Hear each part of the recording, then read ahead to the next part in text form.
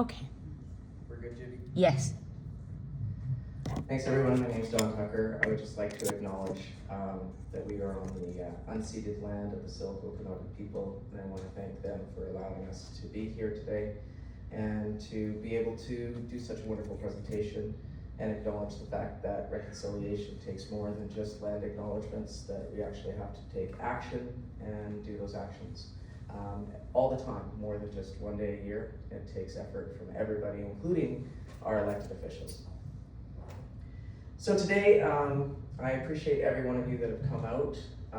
As Judy acknowledged in her introduction, we had an opportunity to present to City Council, and I want to acknowledge staff for all their work that helped me do a lot of research, and I did a large Freedom of Information Act request that got a lot of information that helped me to create some of this. And I also want to thank Michelle Lauer for allowing me access to all of her files, which were very helpful in also understanding the whole history of the Mural project, which I had a great opportunity to experience as a lifelong resident. I'm not going to keep it as short as I would have at City Council, because I believe that there's some good information that I think residents and the community would like to know. First, I'm going to start a little bit to talk about the 3 points that are in our petition and why we went to City Council.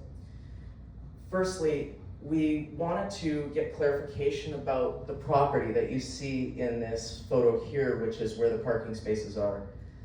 We wanted clarification on the sale of that. That sale was sold by our City Council to a local developer. And that is part of our cultural corridor there that has Sveva mural on the one side and Axel Ebring on the other. It also is costing us 10 parking spots as well. There was no public input on that, and we were told afterwards about that. So we were looking for clarification, because when a property is sold by our city, it is meant to be in the best interests of the public. And so we were looking to find information about, well, how is this development in a better interest than losing that cultural corridor, those parking spots, and basically the gateway to our mural tours downtown. The second point is we're looking for implementation of an arts and culture policy. And we've had an arts and culture policy in our community before. And I'll speak to the fact that in 2009, we lost that policy. The third point that we went to City Council about was the creation of an independent arts and culture committee. And again, we had a committee at one point, and the city's term is it's currently inactive. It also went inactive in 2009, and that was something else we were looking for implementation. Ultimately, what we're looking for, as Judy inferred in her introduction, was we want transparency, and we also would like accountability. As I'm going to talk about when we're talking about the history of this, we're looking for protection of our assets. These are our cultural assets in our community. And we're looking to have best practices being done, not just for now, but in the future, because cultural assets include not just our murals, but all of our arts and culture in our community.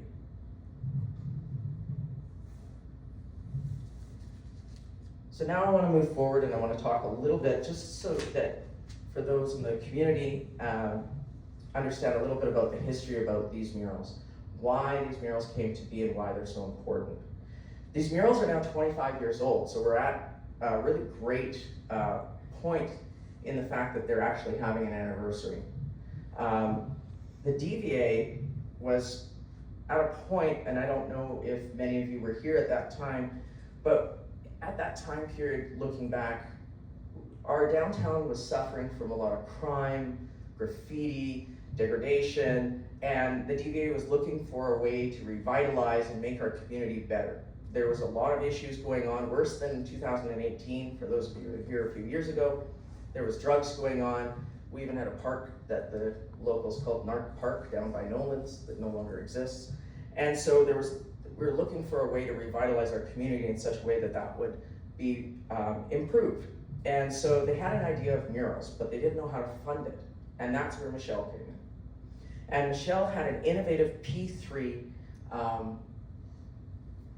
build and design training program where she took at-risk youth, and you can see a bunch of them here, and she would actually get them the skills, and not just in painting, and this is what's really interesting about this skills training program.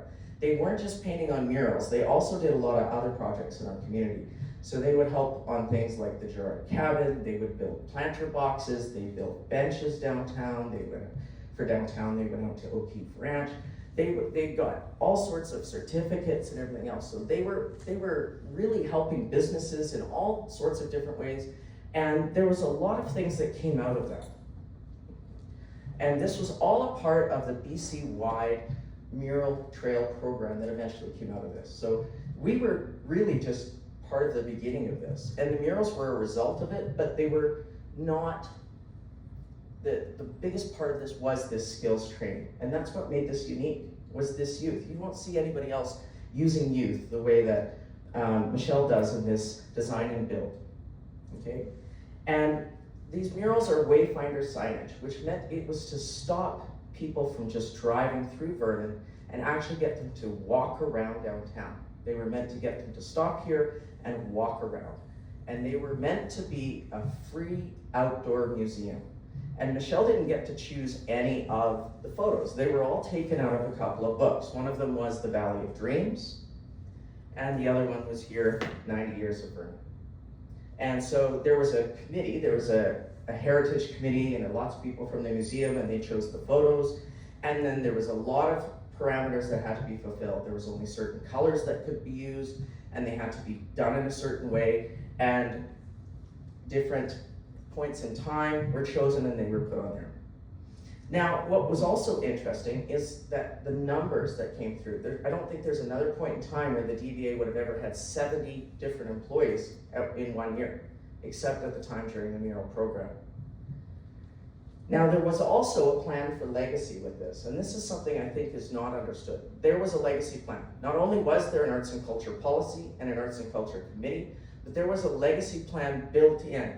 So if we look at the arts policy, it actually had in there 0.33% of all new developments went towards arts, okay? So that went into a fund, and that fund was there to not only help maintain the murals, but also for future art. So if there was such a time that any art needed to be decommissioned, there's a decommissioning policy in here. So it would go through the committee, and it could be decommissioned, and there would be funds for that as well, for new art. But of course, what we know is you get rid of a policy, then you don't have any of those, because they're gone.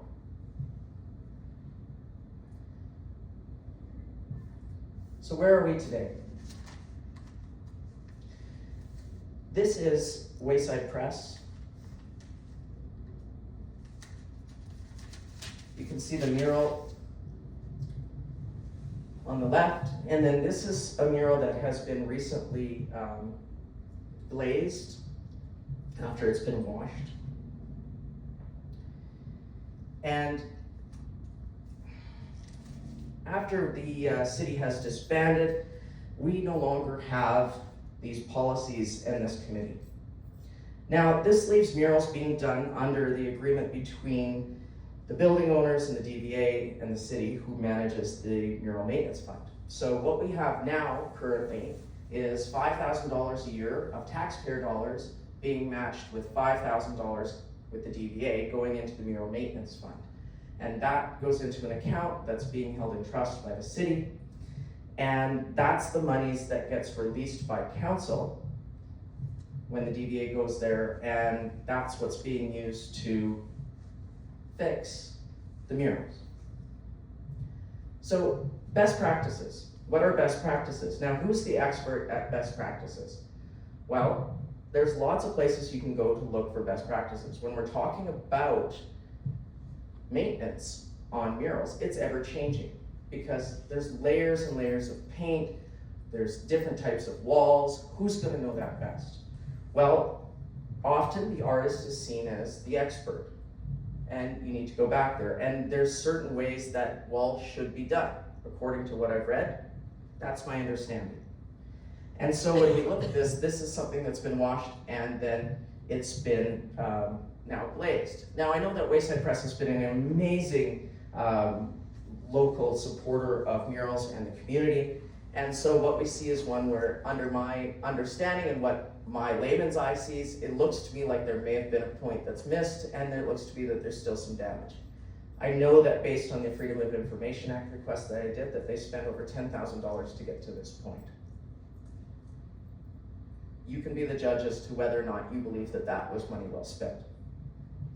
Normally, when these were done originally, a lot of community put into these. So the community funded a lot of things. So they donated equipment, they donated paint, they donated time, and that's how the murals were often done. They were also done by using grants. They were grant funded. So the federal grant monies came in and everything else like that. So that was a way to save local taxpayer funds.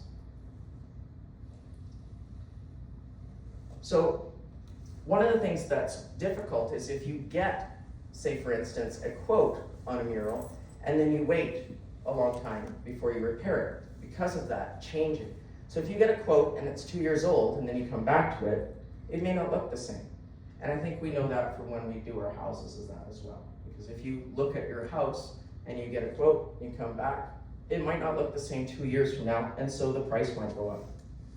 It's also a lost opportunity when we don't involve the community, when we do something like this, because we could make a big deal of this. We could tout that it's Wayside Press. We could get them involved. If we get people to donate, we could make this a big deal, and we could actually, bring the community as part of it, and then we get the news again, and we get people excited about the murals.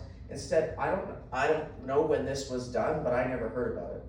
And I think it's lost opportunities to make sure that the community is once again involved in the process of these murals and this art, because when these were originally done, the entire community was involved.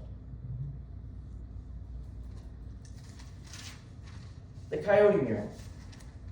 This mural is not a part of our original heritage murals. Now, what's interesting about the Coyote mural is this is a modern mural, and I know there's been a number of calls for modern murals in our community. This mural is a privately paid for mural that was accepted into the maintenance fund. Now, you might be asking yourself, why was it accepted into the maintenance fund? Well, the DVA recommended it be put into the Heritage Maintenance Fund, and council approved it. Well, you might ask yourself, well, this doesn't make any sense. Well, wait a minute. Modern murals today, how they're accepted is through a sign bylaw. Why? Well, because we don't have an art policy and we don't have an art committee. So how murals are accepted today is through a sign bylaw, because technically, under the bylaws, they fall under signs. So anybody can actually any business can do a mural, which wasn't the case back in the day. Back in the day, it had to go through the Heritage Committee because there was only heritage murals allowed downtown, because there was a theme, there was a process, there was a plan. Now there's no plan. There's just go through council. If council likes it, council didn't like originally that was a wolf. They wanted a coyote, which by the way, is an OKIB indigenous image, and that is something that, in my belief, and I believe in many others, should only be painted by indigenous people, but that's an aside. In any case, it was done. I think you'll notice something else about the mural. You'll notice, it looks to me, that it may have been misglazed and is damaged. Now that it's in the Mural Maintenance Fund, it's allowed in the first 5 years to be repaired within that fund, so that mural may take away money that is meant for the heritage murals. So that's how murals are done today. So any business downtown potentially could pay for their own mural and then apply for it to be in the Mural Maintenance Fund, and if council agrees, get accepted and use your tax dollars to be repaired. Unfortunately, we can't find out much about what's going on at the DVA. I tried, but because the DVA is a nonprofit and they only are accountable to their members, there's no transparency or accountability. And that was where I came up against it, and part of where I'm calling for an independent committee, and so is Judy, and so is 1,700 other people on the petition, because we can't find anything else out, because there's that blockade. There's nothing that the DVA does that we can actually find out about, because there's that wall. There's no accountability, no transparency once it hits the DVA. With the city there is. So if we had an independent committee and we had a policy, there would be some accountability, some transparency. Here, there's not, which is unfortunate. And so while this has no ties to the historical project, it is somehow now related because it's tied into the maintenance fund. So people might think it's related, which is also unfortunate. What else is going on with the murals today? Well, we're seeing murals damaged.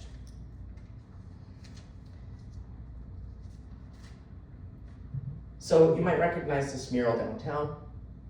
This is where the old Raven Traders used to be. And this mural used to wrap around the front and the back. As you saw at the very beginning, I showed the pictures of the girls painting it.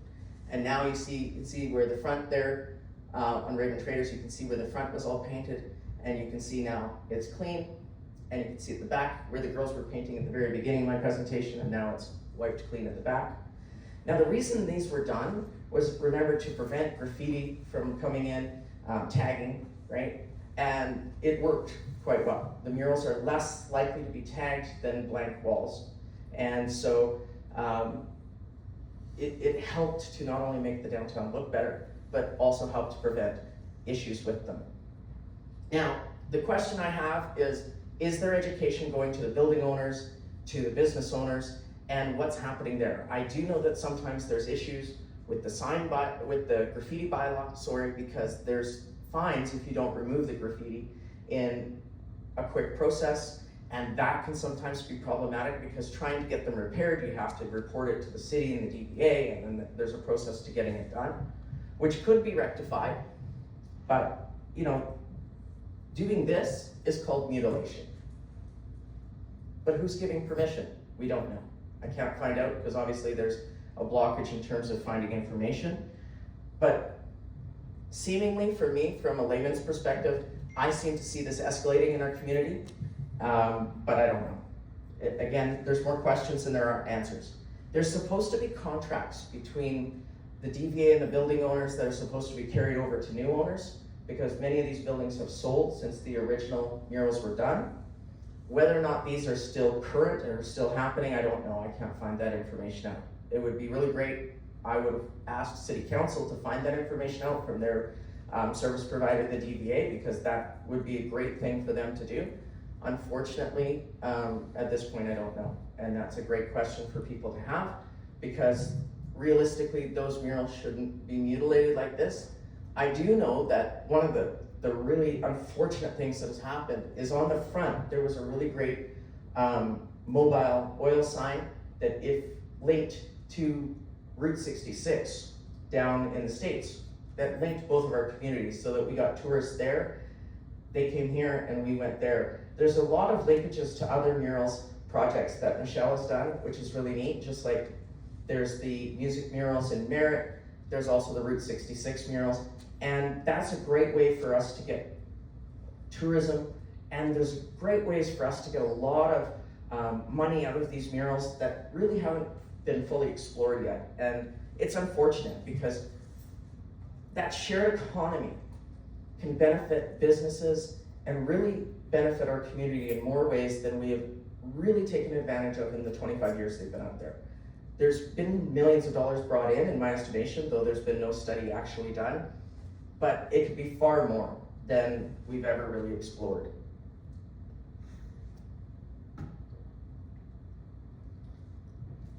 So this is the Schubert mural on Schubert Center, Catherine Schubert. And I put this one in here because I happened upon this when Michelle was actually repairing this. And what's interesting is she's on a spot and repairing a place that actually wasn't damaged, just so you know. The damage was actually on the other side. And she was repairing it under insurance. And so it shows that there's different ways that you can repair the murals that don't cost taxpayer dollars that way. And every time I stood there for a while, people were coming up and trying to give Michelle money. People in the community still want to support these murals and still want to do it from a grassroots level. Give you money, how can I help? This is amazing.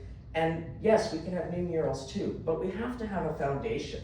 We have to have processes and policies. If we don't, we're not going to be able to protect things, and we're not going to be able to ensure that everybody is able to continue doing such projects like this. And it's really important to note that it spans generations, like the seniors coming up and talking about stories and talking about what they know about history, and then from young children coming up and being so excited. And what's great about watching Michelle work, and I've watched her from the butterfly mural to the poppy mural to all sorts of things, is seeing how she also involves the community. She lets the community paint on the walls. And that's something I don't think you see a lot of other muralists do, is she actually involves people in that, which is a pretty unique process as well.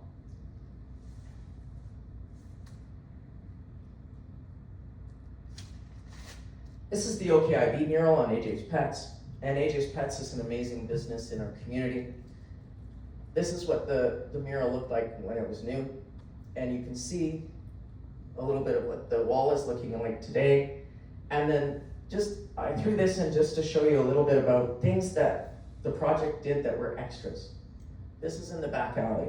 So the project, the kids did all sorts of things that were just not a part of the project, but just to keep busy, and just things for the businesses that the community maybe never even realizes are there. But something like the business is like, can you do this too? Or, you know, we've got this, can you brighten it up? And the kids would do stuff like that. Just amazing little things to brighten our community. All a part of what happens when you have a community project like this. That's not something you generally get if you just commission something. This wall for this mural was put in by the owners of this business just for this mural. And I don't think a lot of people realize this. The unfortunate thing is this wall is coming off now, and it's been left like this for a number of years because there's been an inability to actually repair it sooner. And so now it's looking like this mural might not even stay unless somehow we can get some sort of grant money to help the business owner in order to maintain it. And that's an unfortunate thing. It's not just the Sveva mural that we might be losing this community out of these historic murals. And a lot of people need to recognize that. There's a number of these murals we're going to lose if we don't get them restored and we don't get some grant monies or a program and some sort of cooperation from multiple levels in this community. And I think it's really important that the public step up and realize that. And it's unfortunate. There's a lot of Indigenous, besides just this being the main Indigenous mural we have in our community that was done with cooperation of the OKIB, there's a lot of Indigenous connections in the historic murals. You just need to look for them. Marketing and merchandising. There was to be a lot of marketing and merchandising that was supposed to happen with the murals. And this was where I talk about that shared economy. The DVA is supposed to be the steward of that. They're supposed to be the ones that are encouraging and getting those licenses out there and approving things and everything else like that. The unfortunate thing is it's never really been developed to the potential that it could be. We see a couple of businesses have tried, and though this, to my understanding and my knowledge, I don't think has ever gone through the DVA. When we look at what Ratio's kind of done with the train mural and Okanagan Spirits, to my understanding, those have been kind of things they've done on their own. And then we look at a couple of DVA things where we're talking about, they did a calendar and they've done some banners. At one point, they did some poster cards of them, but quite honest, they had some postcards, I think, at the beginning as well. I don't think in the last decade or so anything's really been done with them at all.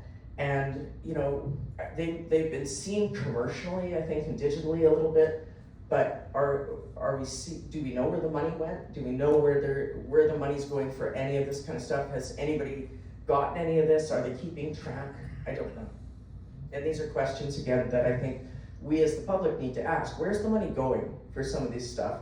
Is it going to the DVA? Is it going to the city? Who's seeing it? Is it going back to repair the art that it's actually coming from?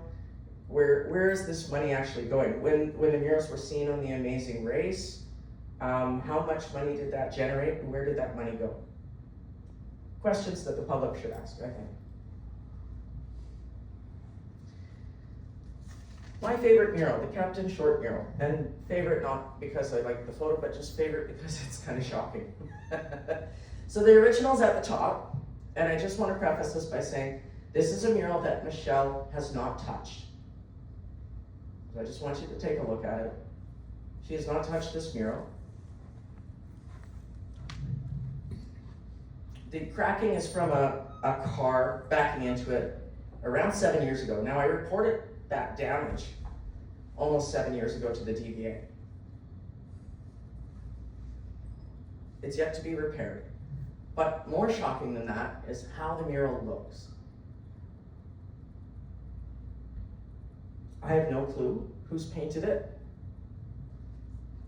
I don't know why it looks so different, but these are questions we have.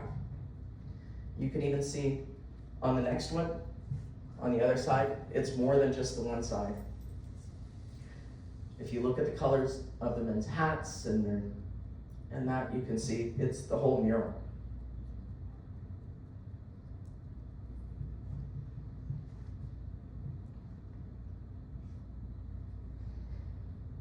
So again, is education going to the building owners? Who is touching murals? I know this isn't the only mural that's potentially had somebody else touching it. And the question is who and why? And again, are people being educated over copyright? And is this because of conflict with the graffiti bylaw, or is it something else? The fact that the damage hasn't been repaired, even though the business owner is responsible to repair that damage, the fact that it's been 7 years, is that a failure of the business, the building owner, or is it a failure of the DVA? Is it both? What's going on? Why is this staying so long? Because the longer it stays, the worse the water gets in, and the worse it gets, the more expensive it gets. And the maintenance fund, originally, one of the legacies of that was that there were people from the kids that were trained to go around and constantly touch up the murals. That was one of the legacies, and that wasn't kept in place. And when you lose things like a committee and a policy, and you lose some of those legacies, then you lose some of these other important legacies, like having people to constantly go around and maintain them properly, which would maintain these things from getting so bad that they start to crumble to the fact where they now cost so much that we're looking at a full restoration versus minor repairs. It's not just murals that are a concern, which is why we absolutely need to have art policies and an independent committee. This is Gabriel Strong's piece in Cenotaph Park. So during my Freedom of Information Act request, I asked for any information on this piece and any of the sculptures or anything else like that. And I was given a wonderful, there was a repair request given about this picture right here. It showed it broken and it went to operations. And that was the only thing that they could find. They could not find anybody being sent out or anything else like that. But I had already taken these pictures long before. These were actually, because I just take photos of stuff like this, it's what I do. And you can see the type of repair. Now, I have spoken to Gabrielle a long time ago, and I did know that she has tiles, and she said she would repair it. But that's the repair job, and you can see it's not the only place it was done. And this is what I see next to that piece, and it's not the only place that I see this. And draw your own inferences. We can go to the Poppy mural in Cenotaph Park. So on the left, you can see what the Poppy mural looked like. This is after it was glazed, after it was washed and glazed, and would have been and same with the bottom, what the DVA called done, good.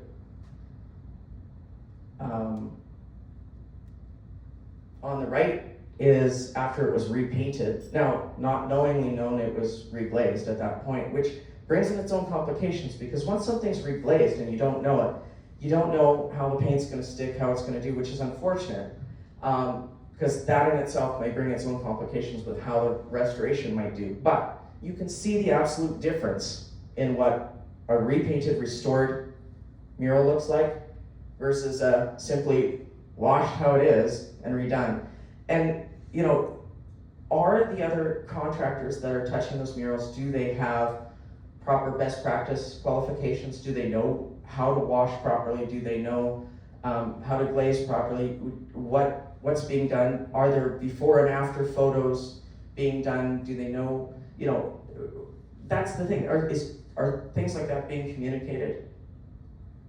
I couldn't find anything through my freedom of information request at the city, but again, I couldn't get anything through the DBA. So those are questions to ask. Because ideally, you should see before and after photos, just like I'm showing you here. Before, after, so you know what's done. You know what the result is before and after, so that when you come back the next time, you know what you're going to come up against. You can also see again what's happening with our war memorial, which again, this is part of the poppy mural is part of our war memorial here with the cenotaph and then leading up to it. And you can see just some of the cities washing there. So again, I talked a little bit about graffiti happening in the city, and this is what's going on with some of the other murals. Now, this is kind of behind the old Kickin' Me Crazy, kind of in an alley section there. This is already part of a mutilated mural from before, and then we have an illegal mural up here where somebody illegally did this back area here, and then graffiti ended up on both of these. During my Freedom of Information request, I have a conversation between a city employee and a DBA where, it basically says, geez, it's a shame if we lose some, but, sometimes it's better just to paint over things. I'm paraphrasing.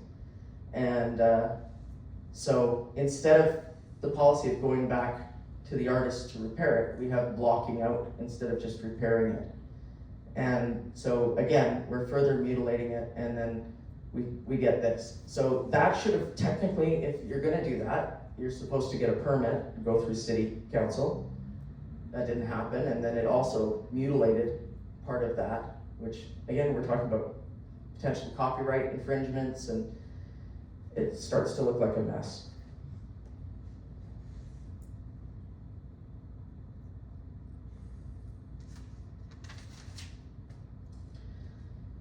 So let's go back to the gateway and Sveva.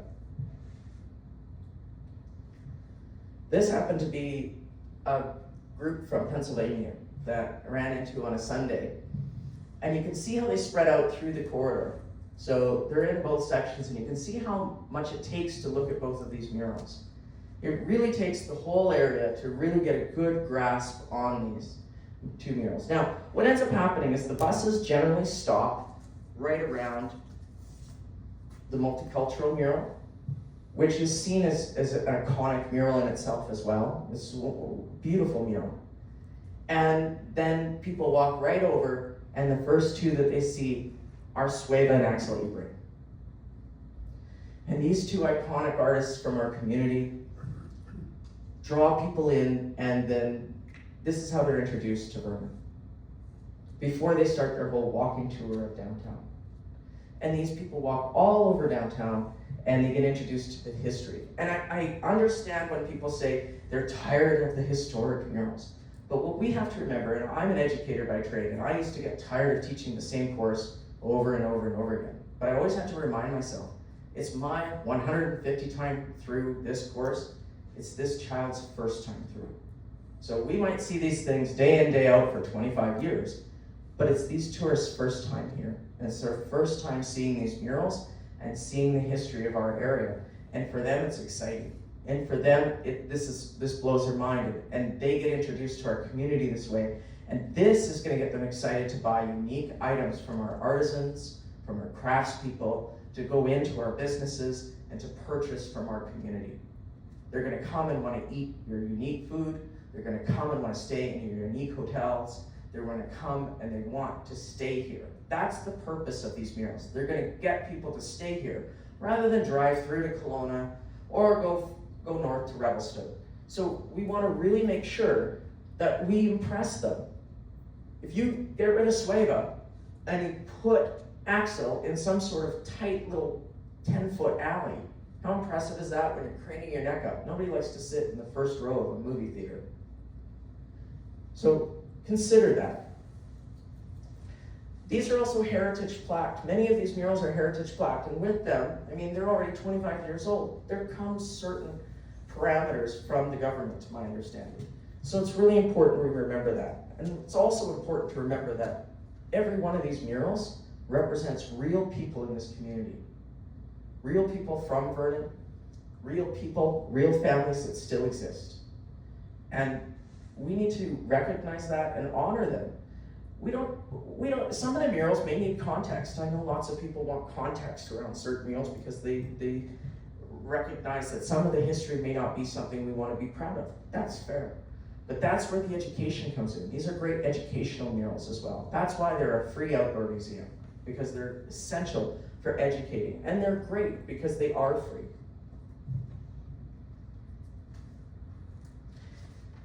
So in conclusion, this is the reason why we went to City Council and why we're asking for clarity on the sale of that property, because we believe that this is so necessary for our economic future to ensure that this gateway is kept, not just for the parking, because Lord knows we need to keep parking in our community. We can't lose more parking.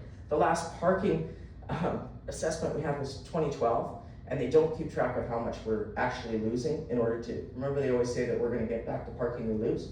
They don't know how much we've lost, so they can't, that's not a promise. That's just a line they give you, by the way, just letting you know that. But we need this, and we need to ensure that these murals are here, not just so that they're here, but so we can get more art.